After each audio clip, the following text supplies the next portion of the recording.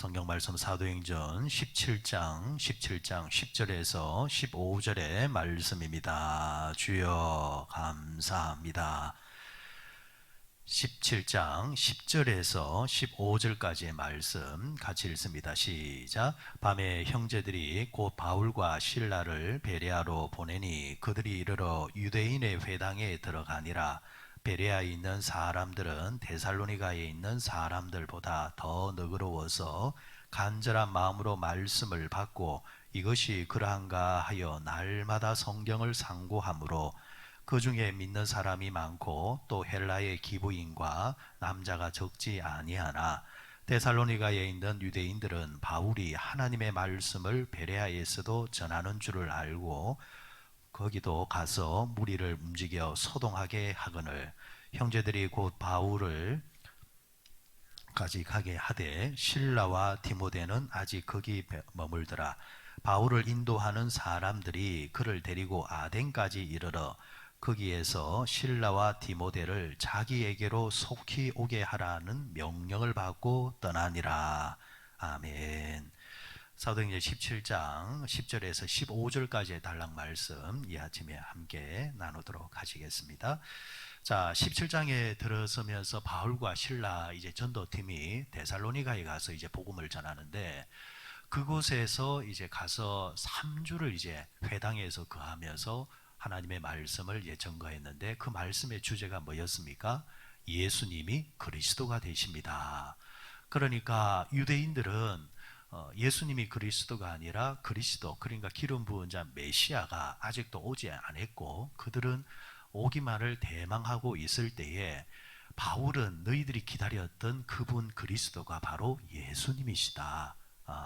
성경의 모든 주제가 예수 그리스도다. 이렇게 이제 증거할 때에 그 증거함을 받았던 유대인들은 자신들의 몸에 배어 있는 습관들, 오랫동안 믿어왔던 자기들의 방식과 어긋나게 되어지자 거기서 이제 흥분하기 시작하면서 바울을 이제 공격하고 바울과 실라 전도팀을 죽일 이제 그 모략을 이제 꾸미게 되어지자 바울을 이제 복음을 듣고 믿고 따랐던 사람들이 이제 이들을 이제 다른 쪽으로 이제 그 빼돌리게 됩니다. 그러니까 후출하게 되어지죠.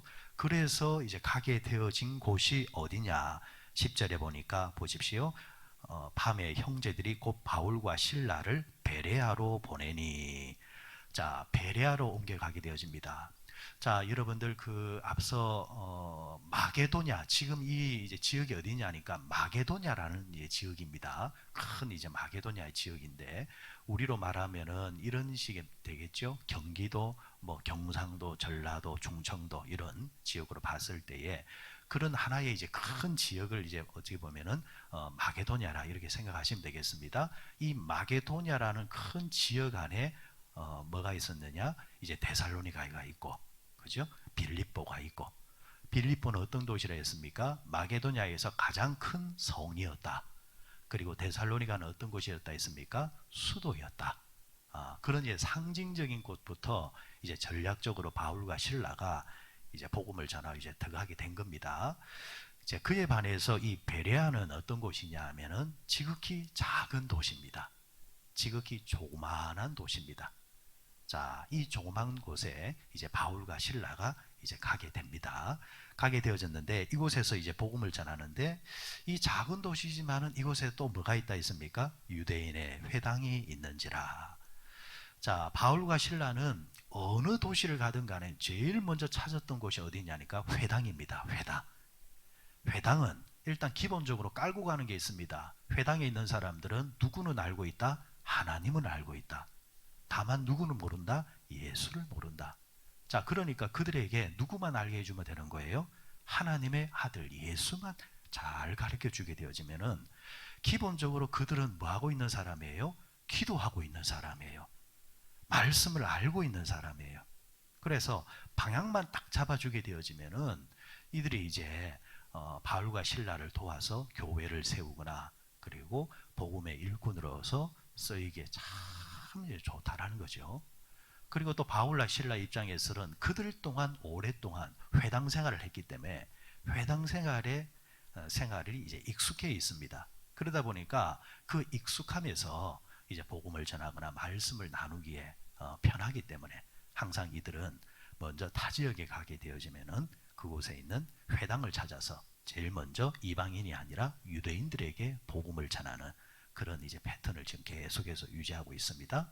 자, 작은 도시지만은 이 베레아에 회당이 있었다 했습니다. 자, 똑같이 이곳에 가서 또 뭘 하느냐? 복음을 전합니다. 자, 복음의 결과 보십시오. 11절에 베레아에 있는 사람들은 데살로니가에 있는 사람들보다 더 너그러워서 간절한 마음으로 말씀을 받고 이것이 그러한가 하여 날마다 성경을 상고함으로 이렇게 이야기를 하고 있습니다. 지금 여러분들 우리가 보고 있는 성경이 그 개역 개정판이다라는 이제 성경인데 예전의 성경이 앞에 뭐였느냐니까 개역 한글, 개역 한글.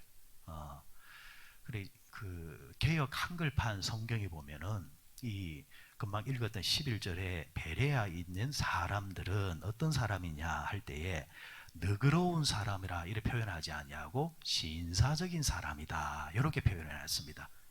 저는 개인적으로 성경을 보면은 옛날 표현들이 참 좋아요. 무슨 뜻인지 쉽게 쑥 들어옵니다. 옛날 성경이 익숙해서 그런지 모르겠지만은 그래 옛날 성경에는 이 베레아에 있는 사람들이 신사적이다 이렇게 표현을 합니다. 일명 우리가 흔히 그런 말 하죠. 젠틀맨이다. 젠틀. 젠틀할 때 젠틀이 이제 너그럽다, 온화하다. 맨이 사람이잖아요. 그러니까 신사적이라는 말은 이 사람이 온화한 사람이다. 부드러운 사람이다. 성향 자체가 거칠지 않다라는 거예요. 데살로니가 있는 사람들보다 거칠지 아니하고 하나님의 말씀을 전할 때에 부드러워서 잘 받아들이고 생각할 줄 안다라는 겁니다. 그래 고대 그리스에서 이 헬라 문화에서 이 신사라는 말은 어떤 뜻을 가지고 있느냐니까 왕을 도와가지고 나라를 잘 다스리게 하는 사람이다. 일명 뭐냐니까 신하를 말합니다. 다시 말해서 좋은 집안에서 태어나서 학식이 있습니다. 지식이 있습니다. 그 학식과 지식을 바탕으로 해서 왕을 보좌하면서 나라를 잘 다스리게 해주는 사람이 어떤 사람이냐? 젠틀맨, 신사적인 사람, 신사라 이렇게 말을 합니다. 이제 그런 면에서 지금 이곳에 있는 사람들은 다 수준들이 어떤 사람들이냐? 나름대로 성격도 괜찮은 사람들이고 온화한 사람들이고 나름대로 지식도 있어서 하나님의 복음을 전할 때에 그 말을 잘 알아듣는 이해하는 사람이라는 거죠. 자, 바울과 실라 이들은 하나님의 말씀에 능통한 사람들입니다. 그리고 로마 시민권을 가진 사람입니다. 그러니까 복음과 그리고 철학과 지식에 나름대로 수준이 있단 말이죠. 자, 이런 사람들이 복음을 전할 때 그 말귀를 잘 알아들으니까 바울과 실라 입장에서는 복음을 전할 때 한층 데살로니가보다도 쉬웠을 것입니다. 자, 그리고 베레아 사람들이 어떤 사람들이냐? 자, 또 뭐라고 했습니까? 말씀을 받고 간절한 마음으로 말씀을 받았다 하면서 그들은 말씀에 대해서 어떻게 했다 했습니까? 날마다 성경을 상고했다 했습니다. 상고. 여기서 상고할 때에 이 상자가 자세할 상자, 생각할 고자.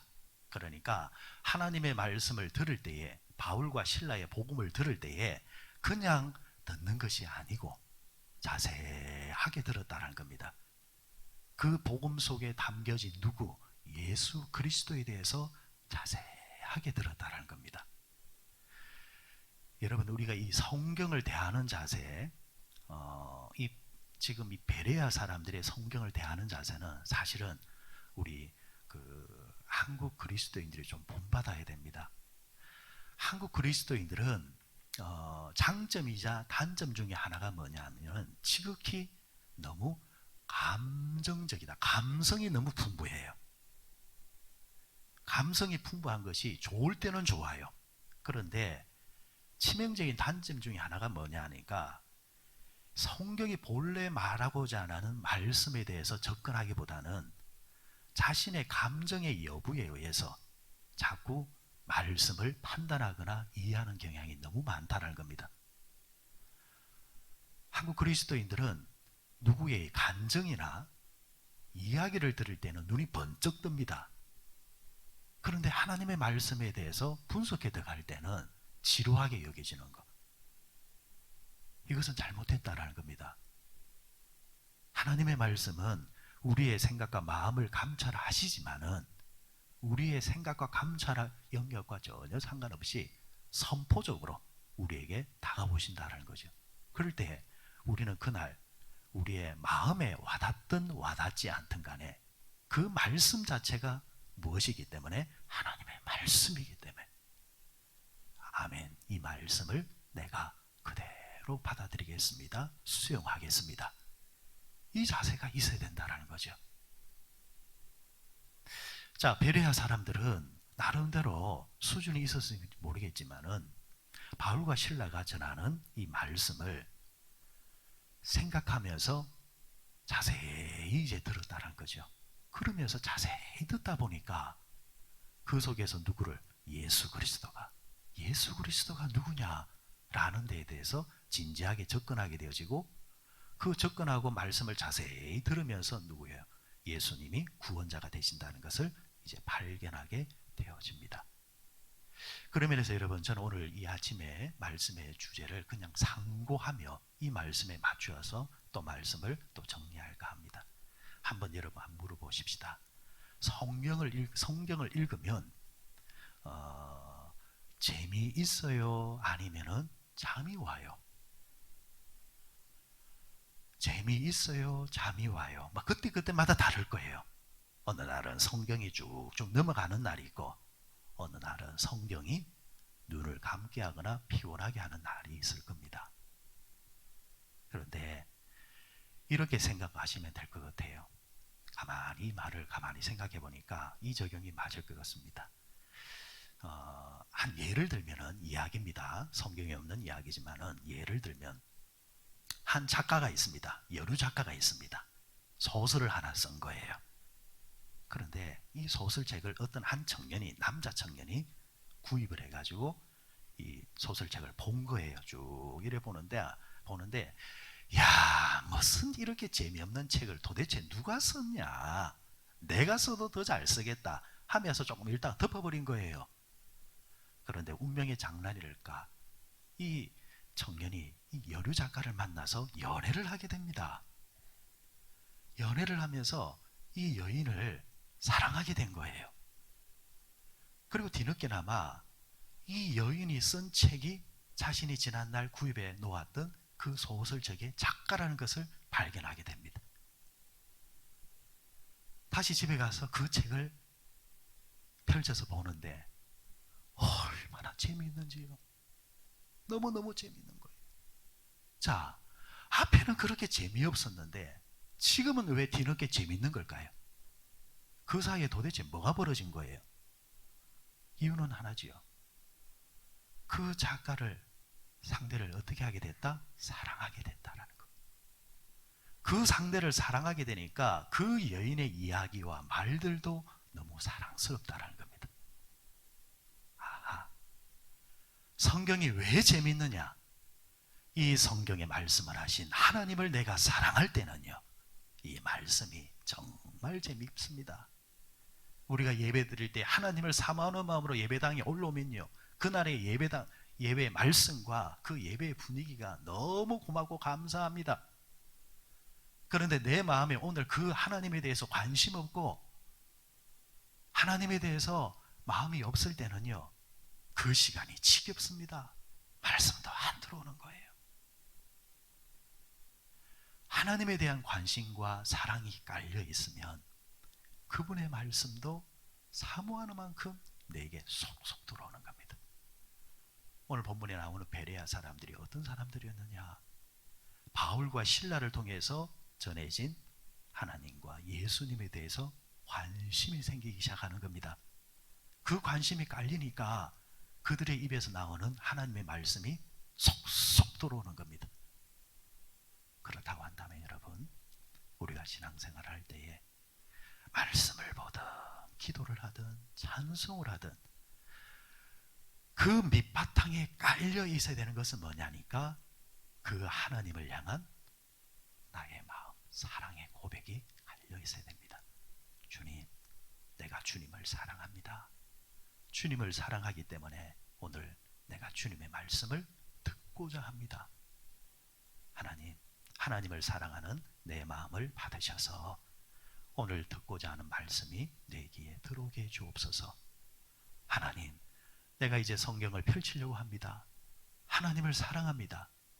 펼칠 때에 하나님의 말씀은 살았고 운동력이 있어 좌우의 날선 어떤 것보다 예리해서 혼과 육과 골수를 찔러 쪼개기까지 한다 했으니 하나님, 오늘 말씀을 펼쳐서 읽을 때에 이 말씀이 내 속에서 살아 움직이게 해 주옵소서. 이런 마음을, 사랑의 고백을 마음을 담고요, 여러분들 말씀을 듣고 보고 그리고 찬송을 부르면 그 속에서 역사하시는 하나님의 은혜 갑절로 우리가 느끼게 된다는 것이죠. 오늘 베레아 사람들 신사적이다. 여러분, 다른 말로 말하면 우리 그리스도인들은 신사적이어야 됩니다. 하나님 앞에 나왔을 때는 거친 것이 없어야 됩니다. 내 마음을 부드럽게 해놓고 그리고 하나님의 말씀을 상고하면서 이렇게 접근해 들어가면 똑같은 복음이잖아요. 똑같은 말씀이잖아요.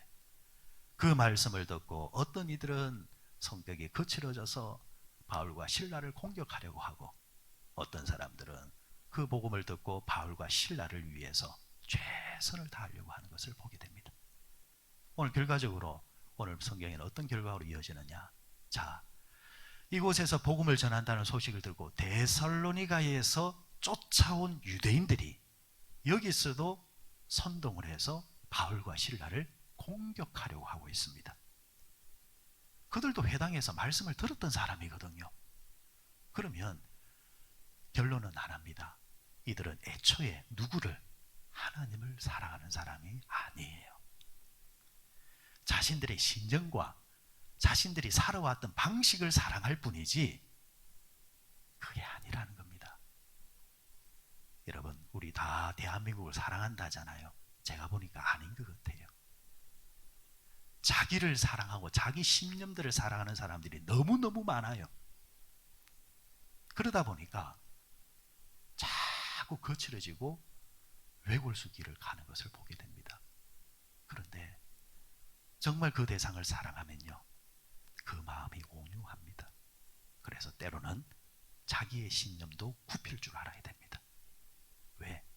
자기의 신념보다 더 크신 분이 누구냐? 하나님이기 때문에. 하나님보다 더 사랑할 수 있는 대상은 이 땅에 아무도 없습니다. 그런데 바울을 죽이려고 공격했던 그들은 하나님도 없고 복음도 없고 말씀도 없는 거예요. 그리고 뻔뻔스럽게 하나님의 이름으로, 신앙의 이름으로, 믿음의 이름으로 한다라고 그러고 있습니다. 자, 그런데 그에 반해서 복음을 잘 받아들였던 베레아 사람들, 이들의 이제 사람들 일부는 마지막에 어떻게 하는가? 자, 보십시오. 15절에 보십시오. 15절에 보니까 바울을 인도하는 사람들이 그를 데리고 어디까지? 아덴까지 이르러, 이렇게 말을 하고 있습니다. 자, 복음을 잘 받아들였던 자들은 하나님을 사랑하기 때문에, 이제 예수님을 사랑하기 때문에 누구도 복음을 전해준 이 바울도 사랑하는 거예요. 저는 이게 목회자의 삶이라고 봐요. 성도들이 목회자들을 왜 사랑해주고 존중해주느냐? 이유는 하나입니다. 하나님을 사랑하기 때문에. 하나님을 사랑하기 때문에 그 도구로 사용하는 자를 사랑해 주는 겁니다. 자, 바울이 어디까지? 아덴이라 했습니다. 제가 지도를 펼쳐보니까요, 베레아에서 아덴까지 자그마치 300km가 넘습니다. 이 먼 길을 복음 하나 받아들였다고 바울과 실라를 위해서 봉사를 하고 있는 겁니다. 이게 복음의 능력입니다. 하나님의 복음과 말씀이 딱 들어오면요, 예전 같으면은 거기를 왜 가야 돼? 왜 그런 고생을 해야 돼? 우리가 그런 헌신을 해야 될 이유가 뭐가 있어? 이렇게 현실적으로 이야기하지만 하나님의 복음의 은혜가 가득 임하게 되어지면은 그 이유 또한 누구 때문에? 예수님 때문에, 하나님 때문에 고생도 마다하지 아니하고 헌신할 수 있는 자가 바로 복음을 받아들인 그리스도의 능력이라는 겁니다. 그런 면에서 여러분, 결국 오늘 말씀의 결론도 하나님의 말씀입니다. 목사가 되었든 성도도 되었든 우리는 늘 하나님의 말씀을 상고하려고 하고, 그 말씀 안에서 누구를? 예수님을. 그리고 그 예수님이 나를 향해서 뭘 원하시는지 생각하고, 그리고 생각되어졌다고 한다면 그렇게 살아가는 자들이 참 그리스도인이다. 오늘도 예배드리는 여러분들, 날마다 임하시는 하나님의 말씀이 늘 여러분에게 상고되어지시고 그 말씀대로 살아갈 수 있는 우리 모두 되시기를 바랍니다.